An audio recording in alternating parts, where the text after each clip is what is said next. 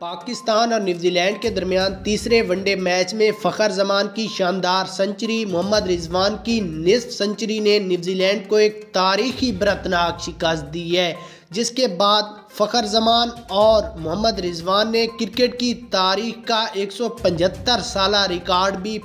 پاش کر دیا ہے۔ یہاں پر آپ کو پہلے فخر زمان اور محمد رضوان کی شاندار سنچری کی ہائی لائٹس دکھاتے ہیں، اس کے بعد میچ کی ہائی لائٹس۔ اس سے پہلے کامنٹس میں بتائیے گا کہ آج فخر اور رضوان کی بیٹنگ آپ کو کیسی لگی ہے اور ورلڈ کپ میں فخر کا ہونا ضروری ہے یا نہیں۔ اس کے بعد اگر اس میچ کی بات کریں تو پاکستان ٹیم نے پہلے بیٹنگ کرتے ہوئے 300 رنز تو کمپلیٹ نہ کیے مگر تقریباً 280، جس میں فخر زمان 101 رنز، شان مسعود 0، بابر اعظم 4، محمد رضوان 77 رنز، حارث سہیل 22، آغا سلیمان 45، محمد نواز 8 رنز، اسامہ میر 6 رنز بنا کر پویلین کی راہ گئے۔ پاکستان ٹیم یہ میچ